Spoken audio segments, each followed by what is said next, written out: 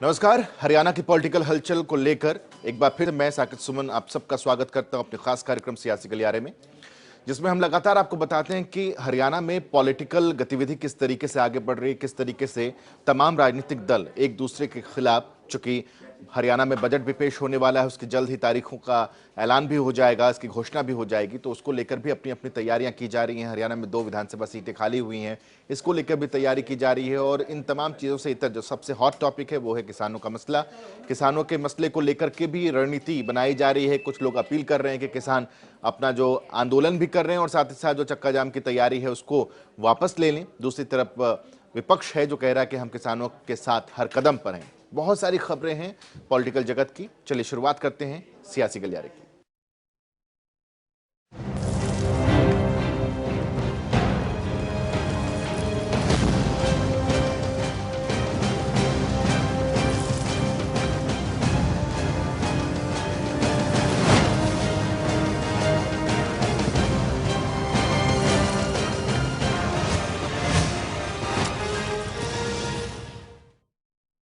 किसान आंदोलन का मसला अब सिर्फ और सिर्फ हरियाणा तक ही सीमित नहीं है। इसकी तपिश हरियाणा की चौहद्दी तक ही नहीं रही, बल्कि इसकी तपिश अब केंद्र में और भी ज्यादा धधकने लगी है।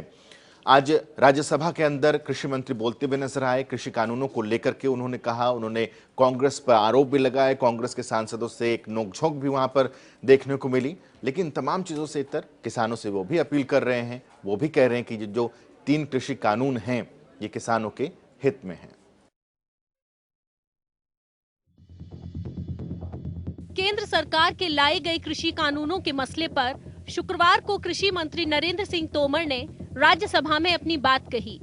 कृषि मंत्री ने कहा कि भारत सरकार लगातार किसानों से बात करने में लगी हुई है और सरकार किसानों के प्रति भारत सरकार नरेंद्र मोदी जी का नेतृत्व पूरी तरह किसानों के प्रति प्रतिबद्ध है, किसानों के प्रति समर्पित है। किसान आंदोलन के लिए हम लोगों ने लगातार उनको सम्मान देने की कोशिश की है, 12 बार ससम्मान बुलाकर बातचीत की है। एक शब्द भी हमने उनके बारे में इधर उधर नहीं बोला, संवेदनशीलता के साथ विचार किया है। कृषि मंत्री ने कहा कि सिर्फ एक राज्य के किसानों को बरगलाया जा रहा है, किसानों को डराया जा रहा है। खेती पानी से होती है, लेकिन सिर्फ कांग्रेस ही है जो खून से खेती कर सकती है। किसानों को इस बात के लिए बरगलाया गया है कि ये कानून आपकी जमीन को ले जाएंगे। मैं कहता हूं कॉन्ट्रैक्ट फार्मिंग के एक्ट में कोई एक प्रावधान बताए, कोई एक प्रावधान बताए। खड़गे जी दुनिया जानती है, खड़गे जी दुनिया जानती है, पानी से खेती होती है, खून से खेती सिर्फ कांग्रेस ही कर सकती है। भारतीय जनता पार्टी खून से खेती नहीं कर सकती। किसान आंदोलन पर नरेंद्र सिंह तोमर ने कहा कि विपक्ष सरकार को किसान आंदोलन के मुद्दे पर घेर रहा है और तीनों नए कानूनों को काला कानून बता रहा है। लेकिन इन कानूनों में काला क्या है, कोई ये भी बताए। 3 कृषि सुधार कानूनों की बात इस समय ज्वलंत मुद्दा है, लेकिन मैं धन्यवाद देना चाहूंगा प्रतिपक्ष के सभी मेंबर्स को भी। उन सब ने किसान आंदोलन पर भी चिंता की। किसान आंदोलन के लिए जो सरकार को कोसना आवश्यक था उसमें भी कोई कंजूसी नहीं की और कानूनों को काले कानून भी जोर देकर कहा कि कानून खराब है, कानून को रिपील कर दीजिए, वो हो ही जाएंगे और ऐसा वैसा। सब लोगों ने अपनी बात की और करना भी चाहिए उन्हें, लेकिन कानून के प्रावधान को यह किसान के प्रतिकूल है, यह कम से कम किसी ने बताने की कोशिश नहीं की। कृषि मंत्री बोले कि नए एक्ट के तहत किसान अपने सामान को कहीं भी बेच सकेगा। अगर एपीएमसी के बाहर कोई ट्रेड होता है तो किसी तरह का टैक्स नहीं लगेगा। कृषि मंत्री ने कहा कि केंद्र सरकार का एक्ट राज्य सरकार के टैक्स को खत्म करता है, लेकिन राज्य सरकार का कानून टैक्स देने की बात करता है। नरेंद्र सिंह तोमर ने कहा कि जो टैक्स लेना चाह रहा है, आंदोलन उनके खिलाफ होना चाहिए, लेकिन यहाँ उल्टी गंगा बह रही है। आपके माध्यम से किसानों को भी पूछना चाहता हूं और विशेष रूप से पंजाब के किसानों को भी पूछना चाहता हूं। उनके यहाँ थोड़ी परिस्थितियां अलग हैं, आड़तिया का कमीशन अलग है, बाकी सब चीजें अलग हैं, लेकिन हमने टैक्स को फ्री किया और राज्य सरकार टैक्स ले रही है। तो जो टैक्स ले रहा है और लगा रहा है और बढ़ा रहा है, आंदोलन उसके खिलाफ होना चाहिए या जो टैक्स फ्री कर रहा है उसके खिलाफ होना चाहिए? क्या देश में उल्टी गंगा बह रही है? कृषि मंत्री बोले कि हमने किसान संगठनों के साथ 12 बार बात की, उनके खिलाफ कुछ नहीं कहा और बार बार यही कहा है कि आप क्या बदलाव चाहते हैं वो हमें बता दीजिए।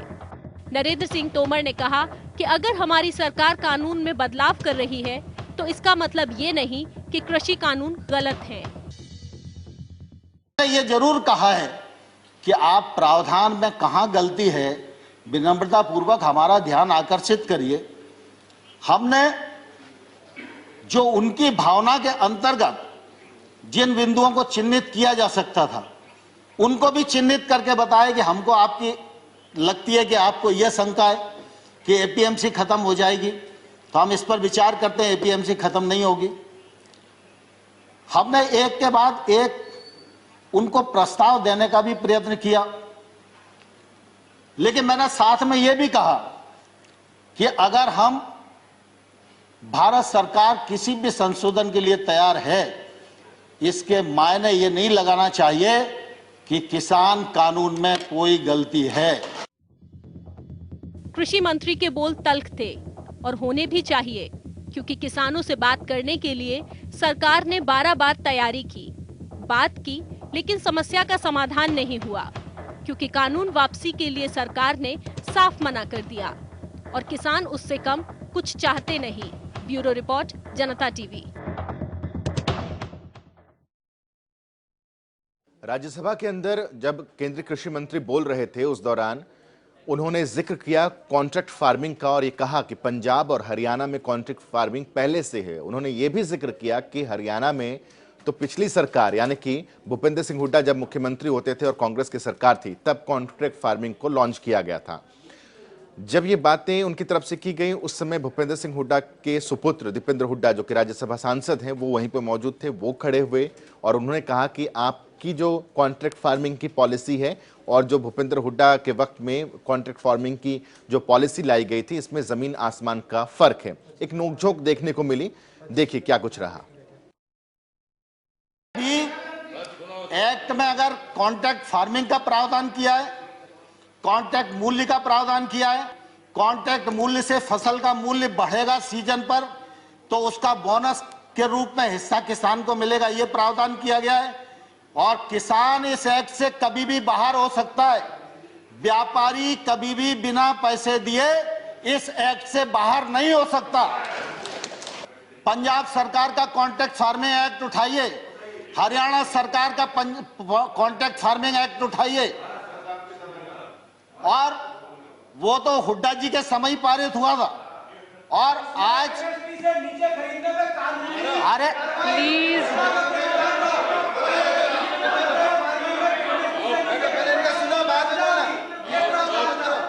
excuse me, please, he is not yielding.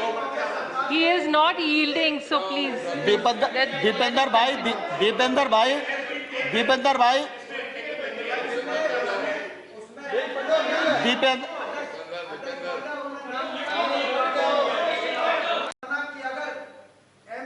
नीचे कोई प्राइवेट कंपनी अगर कॉन्ट्रैक्ट फार्मिंग में खरीद सकती है तो कानूनी कार्रवाई और सजा होगी।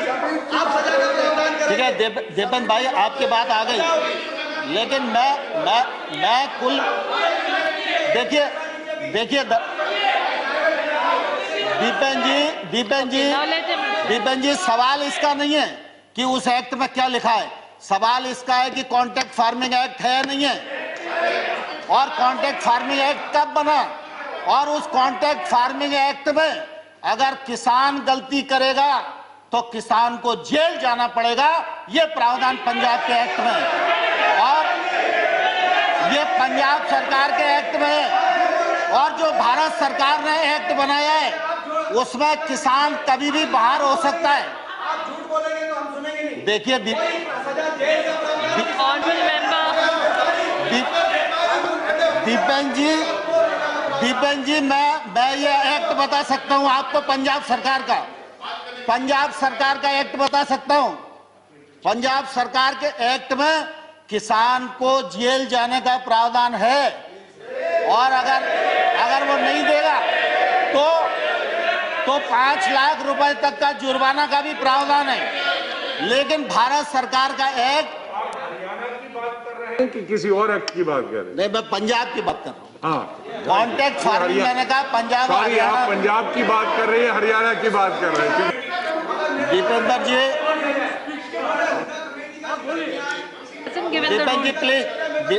दीपेन जी please. Honorable Minister, please sit, let him sit. देखिए ये Honorable member, और ये ट्रेड है, ये सब हुड्डा जी की रिकमेंडेशन के कारण आए। कान खोलकर सुन लो, ये हुड्डा कमेटी की रिपोर्ट के कारण आए। और अब जब दोबारा से कृषि पर बहस हो, जब कृषि पर बहस हो तब आप पढ़ के आना और बहस करना, मैं जवाब under दूंगा which आपको। rules?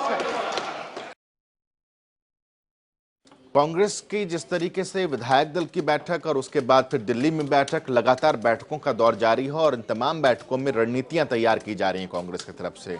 रणनीति के सत्ता पक्ष को किस तरीके से घेरा जाए, रणनीति के किसान आंदोलन को किस तरीके से आगे बढ़ाना है, इसको समर्थन किस तरीके से देना है, कहां पर खुलकर समर्थन में सामने आना है, कहां पर बिहाइंड द कर्टन समर्थन देना है, इन तमाम चीजों को लेकर के लगातार कांग्रेस की तरफ से बैठक चल रही है। एक और बैठक की गई और इस बैठक में भी बहुत सारे पॉइंट्स निकलकर सामने आए। चूंकि भूपेंद्र सिंह हुड्डा खुद यहां पर मौजूद थे, कुमारी सैलजा प्रदेश अध्यक्ष यहां पर मौजूद थी, इसके अलावा किरण चौधरी यहां पर मौजूद थी, बहुत सारे लोग यहां पर मौजूद थे और एक तरीके से वॉर रूम था जिसमें तैयारियां की गई हैं। निकलने के बाद हमारे संवाददाता ने सबसे बातचीत की, सुनिए जरा।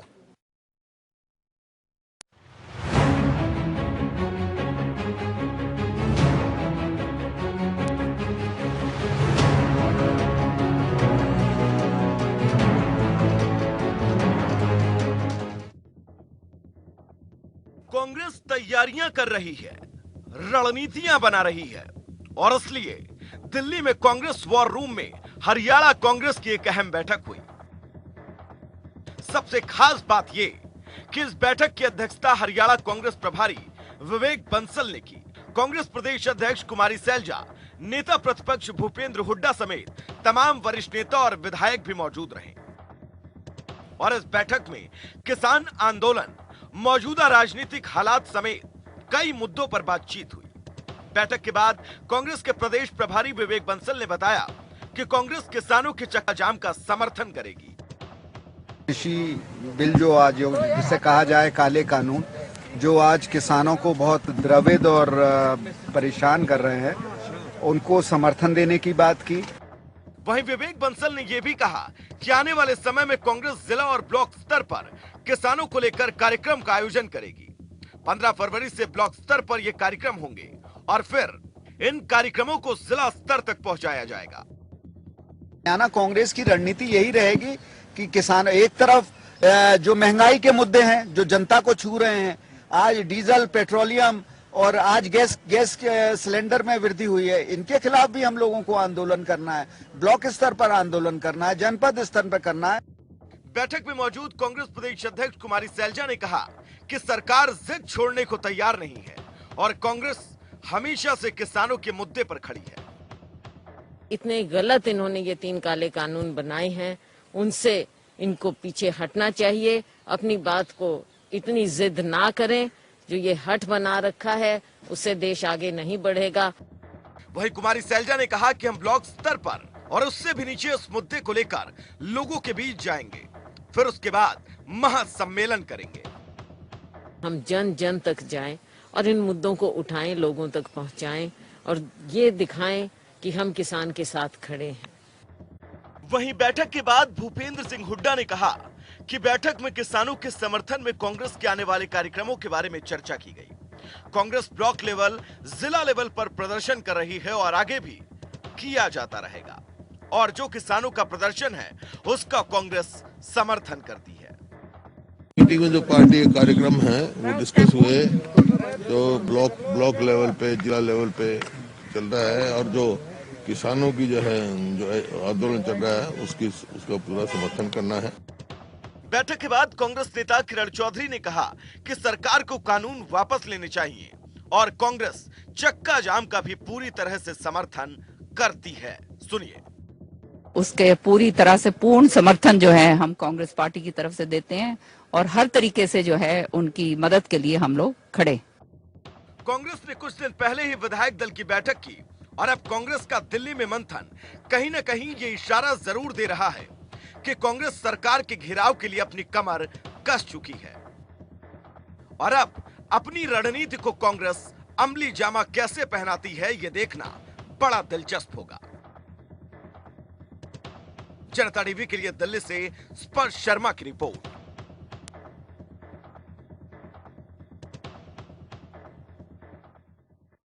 तरफ चक्का जाम का ऐलान है, दूसरी तरफ भारतीय जनता पार्टी की सरकार लगातार अपील कर रही है किसानों से कि चक्का जाम ना करें, इस प्रदर्शन को खत्म करें। वो ये कह रहे हैं कि ये जो 3 कृषि कानून है वो किसानों के हित में है, भारतीय जनता पार्टी की सरकार किसानों के हित में फैसले ले रही है और इन 3 कृषि कानूनों से किसानों का भला होगा। बहुत तरह की बातें और भी की जा रही हैं, लेकिन सबसे अहम यह है कि लगातार अपील की जा रही है। हमने ये भी दिखा था कि हरियाणा के गृह मंत्री अनिल विज भी इसको लेकर के अपील कर रहे थे कि चक्का जाम ना कीजिए। अब कंवरपाल गुर्जर भी इसी तरह की अपील कर रहे हैं।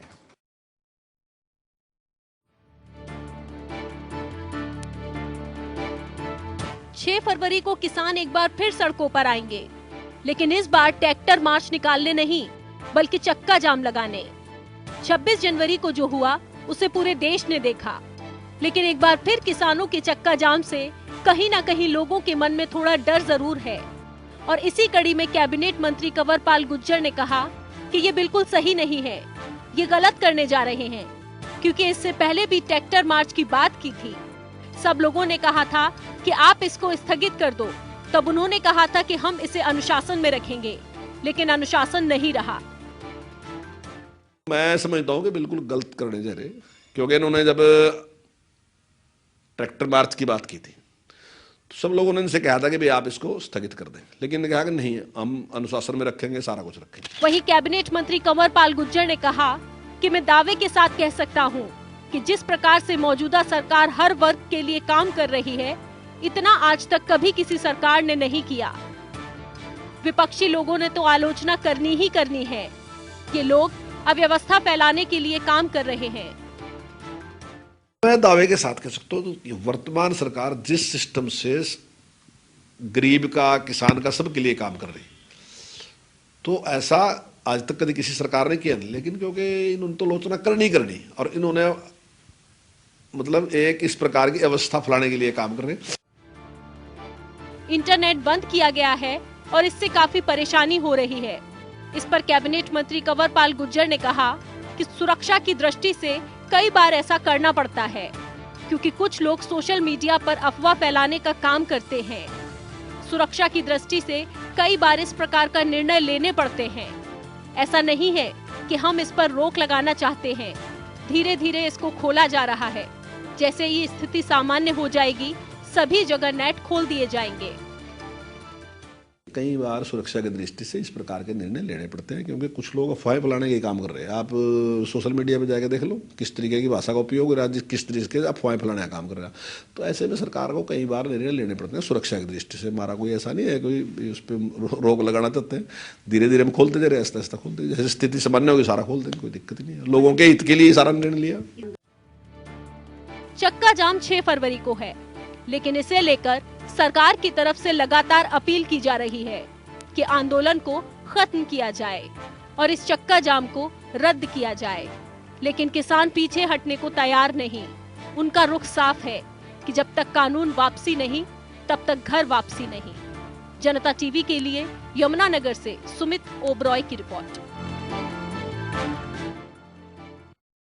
10 फरवरी को हरियाणा सरकार की कैबिनेट की बैठक होने वाली है। कैबिनेट की बैठक में बहुत अहम मसले तय होने वाले हैं। एक तो बजट सत्र की तारीखों का संभवतः ऐलान भी हो जाए और साथ ही साथ ये भी तय कर लिया जाए कि बजट सत्र के दौरान विपक्ष के पास क्या क्या मुद्दे रहने वाले हैं जिनको लेकर वो सत्ता पक्ष पर हावी रहेंगे।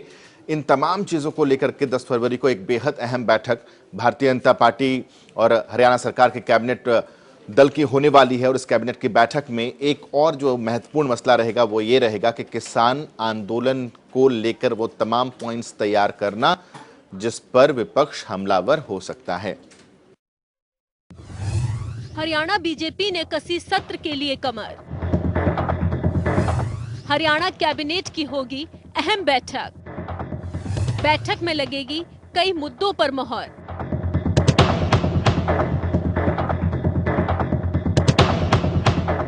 जी हां, अब हरियाणा विधायक दल की बैठक के बाद हरियाणा बीजेपी ने भी विधानसभा सत्र को लेकर तैयारियां तेज कर दी हैं, क्योंकि अब हरियाणा कैबिनेट की एक अहम बैठक होने जा रही है और ये बैठक चंडीगढ़ में होगी। लेकिन एक सवाल सभी के मन में है, जो है कि बैठक कब होगी, किस तारीख को होगी, कितने बजे होगी। दरअसल कैबिनेट की बैठक 10 फरवरी को सुबह 11 बजे होगी। कैबिनेट की इस बैठक में कई मुद्दों पर मोहर लगने के आसार हैं। कई अहम फैसले इस बैठक में लिए जाने के आसार हैं। साथ ही विधानसभा के बजट सत्र बुलाने को लेकर भी इसमें चर्चा होगी। वहीं सबसे बड़ी बात, भूपेंद्र सिंह हुड्डा के लाए जाने वाले अविश्वास प्रस्ताव के लिए भी कहीं ना कहीं इस बैठक में चर्चा जरूर होगी। और जो सबसे जरूरी है और इस वक्त हर किसी की जुबान पर है, वो है किसानों का मुद्दा, जिसको लेकर भी कैबिनेट की इस अहम बैठक में चर्चा हो सकती है। खैर, बैठक में जो होगा वो होगा, लेकिन इस बैठक में इतना तो तय है कि बीजेपी किसी भी मोर्चे पर अपनी तैयारियों को हल्के में नहीं आंकना चाहती।